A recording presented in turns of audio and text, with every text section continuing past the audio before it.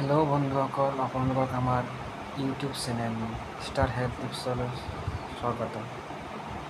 আজি আমি ক'ব খুজিছোঁ এজন মানুহৰ বাবে অতিকে গুৰুত্বপূৰ্ণ এক প্ৰাকৃতিক কেমিকেল ডপামিনৰ বিষয়ে। ডপামিন কি? ডপামিন হৈছে আমাৰ মগজুৰ এটা নিউৰ ট্ৰান্সমিটাৰ, যি আমাক উৎসাহিত কৰে, মন ভাল কৰি তোলে আৰু উদ্দীপনা বৃদ্ধি কৰে।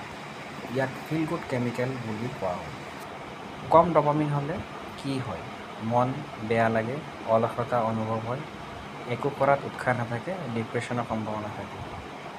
কিন্তু ভাল খবৰ এই যে আমি ইমানেই সুবিধা ল'ব পাৰোঁ যে ডপামিন প্ৰাকৃতিকভাৱে বৃদ্ধি কৰিব পাৰোঁ।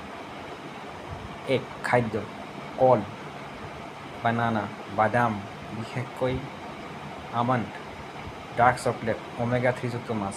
2.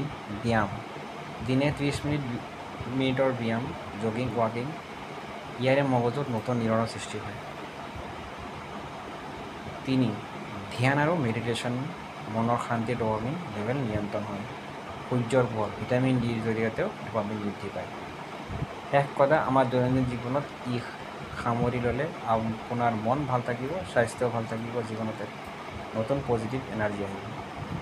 ভিডিঅ'টো ভাল লাগিলে লাইক, কমেণ্ট আৰু শ্বেয়াৰ কৰিব, আৰু যেনে সদায় চেনেলটো ছাবস্ক্ৰাইব কৰিব নাপাহৰিব। ধন্যবাদ। সুস্থ থাকক, ভাল থাকক।